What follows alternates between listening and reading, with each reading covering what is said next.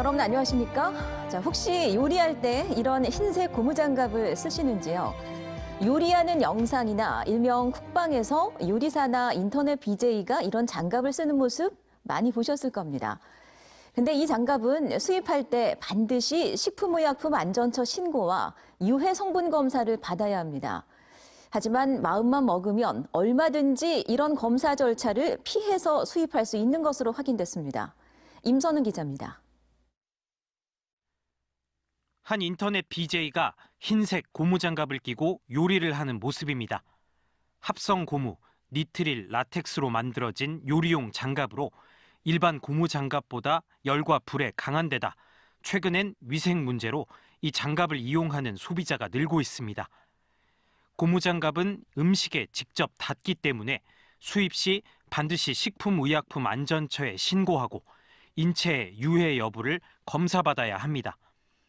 부산 본부세관이 이 절차 없이 중국산 고무장갑 6천만 장, 시가 24억 원어치를 들여온 A업체를 적발했습니다. 이 업체는 지난 2015년 11월부터 올해 8월까지 4년 가까이 장갑을 수입하면서 식약처 검사를 단 한 차례도 받지 않은 걸로 확인됐습니다. 식약처의 인체 유해성 검사가 수입 업체로부터 신고를 받아야만 진행되는 구조기 때문입니다. A업체처럼 신고를 하지 않는다면 얼마든 유해성 검사를 피해서 수입을 할 수 있습니다. 모든 보세 창고를 매일 순찰 돌면서 확인하기로 했잖아요. 현장 나가가지고 물품 검사하는 비율 자체가 3% 정도밖에 안 되는데. 세관은 A업체를 수입식품법 위반 기소 의견으로 검찰에 넘기고 식약처는 문제의 고무장갑을 모두 수거해 폐기하기로 했지만 뒷북 행정이란 비판을 피하긴 어려워 보입니다. MBC 뉴스 임선응입니다. 네, 지금 보시는 건 2012년 개봉한 영화 타워의 한 장면입니다. 지금 헬기가 돌풍에 휩쓸려서 추락하고 있는데요. 이게 빌딩 숲 사이에서 보는 강풍, 바로 빌딩풍 때문이라는 게 이 영화의 설정입니다. 우리나라에서는 좀처럼 보기 힘든 이 돌개바람, 이제 해운대에서 종종 보게 될 것 같습니다. 국내 최초로 실시된 해운대 빌딩풍 연구 결과 상습 돌풍 지역으로 지목된 곳이 있습니다. 황재실 기자입니다. 101층짜리 해운대 LCT 정문 앞입니다. 돌개바람이 무섭게 몰아칩니다. 와류, 소용돌이 바람입니다. 바닷가 쪽은 괜찮은데 이 앞쪽만 오면 돌풍이 막 나는 거 눈을 못 들 정도로 모래바람이 확 부니까. 해운대 마린시티입니다. 여기는 구조적으로 이런 돌풍이 발생합니다. 초고층 건물 사이를 통과한 빌딩풍이 또 다른 건물과 만나 일으키는 돌풍 현상. 아파트 안에가만 세게 불어요. 아파트 안쪽에? 네, 안쪽으로. 여기 불 때는 저쪽이 장난이 아니라. 부산대 권순철 교수팀은 제니스 102동과 103동 사이 공간이 최대 돌풍 지역으로 나비 모양의 독특한 디자인과 배치를 돌풍 발생의 주된 이유로 꼽았습니다. 근데 제니스 같은 경우는 뒤에 아이파크에서 들어왔던 바람이 거기서 나가야 되는데 마치 또 안으로 타고 갈 수 있는 그 나비 모양 구조가 그렇게 만들어버린 거죠. 상업성을 극대화하기 위한 디자인이 돌풍이라는 부작용을 초래한 겁니다.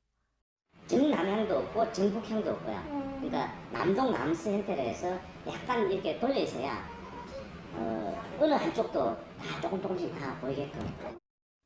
하얏트 호텔과 아이파크 사이를 지난 빌딩풍 역시 돌풍을 형성하고 트럼프 월드 아파트 내에서도 마찬가지입니다. 다시 해운대 LCT입니다. 권순철 교수팀은 마린시티보다 LCT의 돌풍이 더 심각할 거라 예측했습니다. 현재 시뮬레이션 조사가 진행되고 있는데 LCT의 경우 50층 이상에서 대규모 돌풍이 발생하는 구조입니다. LCT는 마린시티가 조금 다르게 노출된 공간도 되게 많고 그리고 빌딩이 고층이 딱 3개동이 있고 옆에 있는 공간이 너무 낮기 때문에 오히려 더 돌풍이 상쪽에서 위쪽 지역에서 불 거라고 예상이 들고요. 지상 400m에서 발생한 돌풍은 인근 바닷모래를 동반해 피해가 더 확대될 가능성이 높다는 게 권 교수팀의 분석입니다. MBC 뉴스 황재실입니다. 오늘 영도의 한 선박 폐수 보관 탱크에서 작업자 한 명이 숨지고 한 명은 중태에 빠지는 사고가 발생했습니다. 해경은 이들이 유독가스에 질식해 사고를 당한 것으로 보고 있습니다. 자세한 사고 내용을 현지호 기자가 전해드립니다. 오늘 오전 9시 반쯤 영도구 복내동의 한 부두에 정박돼 있던 370톤급 선박내 폐수 보관 탱크에서 이 배의 선사 대표 30대 A씨와 선원 62살 B씨가 쓰러진 채 발견됐습니다.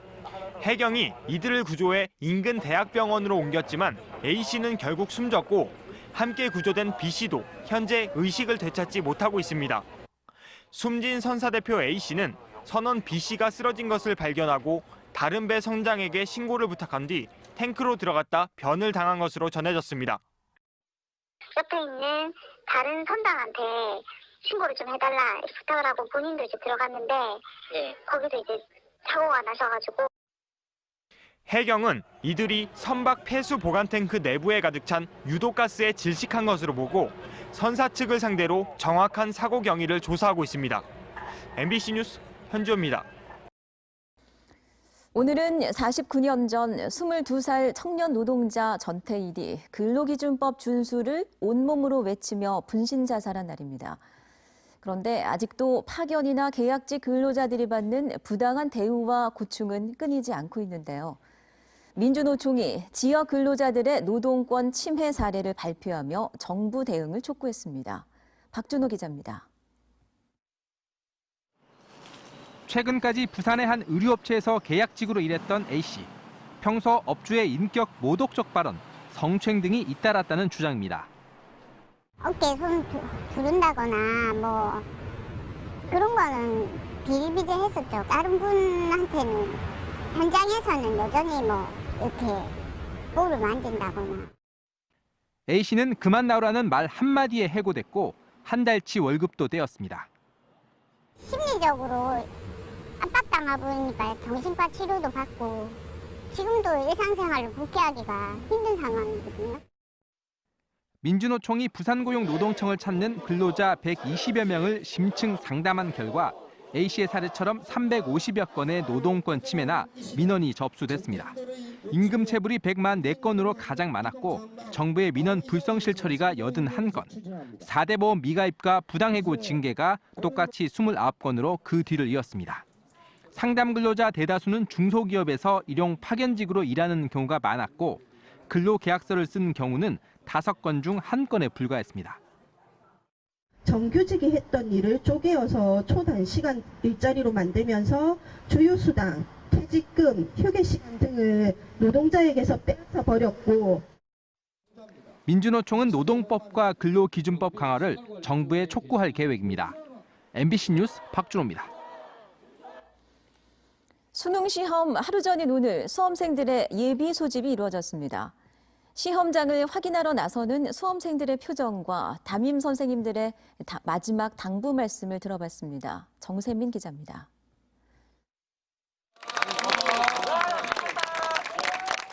후배들의 격려와 응원 속에 시험장으로 향하는 수험생들. 수능 시험 하루 전 시내 59개 시험장에서 예비 소집이 이루어졌습니다. 시험장 입구에서 자신의 자리를 다시 한번 확인하며 담담한 심정을 밝힙니다.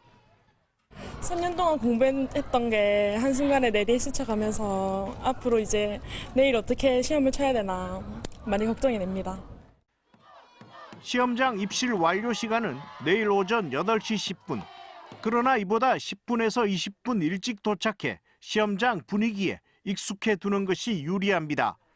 아침 식사는 특별한 음식보다는 평소 하던 대로 하는 것이 가장 좋습니다.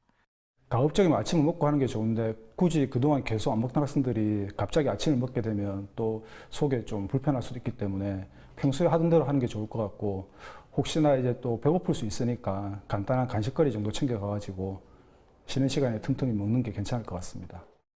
가장 중요한 1교시 국어 영역은 긴장감을 유지하면서 집중하고 다음 시험에 영향을 미칠 수 있어 시험 직후 정답을 확인하는 것은 금물입니다.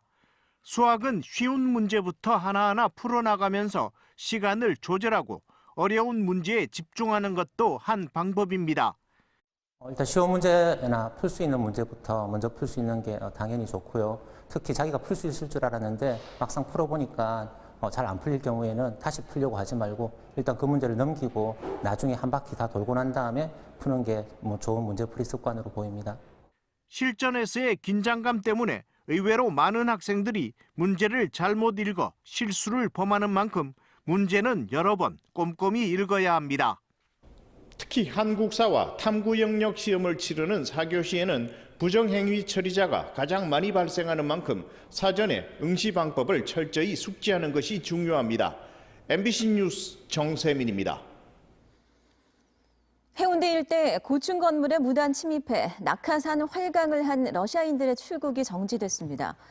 경찰은 러시아인 34살 A씨 등 2명에 대한 출국 정지를 출입국 관리사무소에서 승인받았다고 밝혔습니다. 이에 따라 최대 열흘 동안 이들의 출국을 정지하고 이 기간 내에 신병 처리할 계획이라고 밝혔습니다. 또 경찰은 이들이 다시 건물 옥상에 침입해 고공 낙하할 경우 구속까지 검토하고 있다고 덧붙였습니다. 이들에게 적용된 건조물 침입죄의 경우 3년 이하 징역이나 500만 원 이하 벌금형에 처해질 수 있습니다. 강풍으로 인한 충돌 사고로 작동을 멈췄던 부산항 신선대부도의 컨테이너 크레인 7대가 전부 복구됐습니다. 부산항만공사는 어제 오후 6시쯤 전력 공급선이 끊어졌던 크레인의 케이블 교체 작업을 마치면서 해당 항만 내 컨테이너 크레인의 작동을 모두 정상화했다고 밝혔습니다. 지난 10일 밤 10시 반쯤 남구 감만동 신선대부도 3개 선석에서 작업 중이던 암벽 크레인 7기가 순간 초속 27m에 이르는 바람에 연쇄적으로 밀리면서 서로 충돌하는 사고가 발생했습니다. 제33회 어린이 문예 대상 시상식이 오늘 오후 4시 부산문화방송 제작 스튜디오에서 열렸습니다. 부산 MBC와 사단법인 문화도시 네트워크가 공동 주관하는 오늘 행사에서는 용문초등학교 4학년 이빈다혜 양이 운문 부문에 가양초등학교 6학년 정지윤 양이 산문 부문 대상을 차지하는 등 모두 30명의 어린이가 수상의 영예를 안았습니다. 부산문화방송이 발행하는 어린이 문예는 지난 1979년 유엔이 정한 세계 어린이의 해를 맞아 창간된 어린이 작품으로 구성된 국내 유일의 순수 문예 잡지입니다.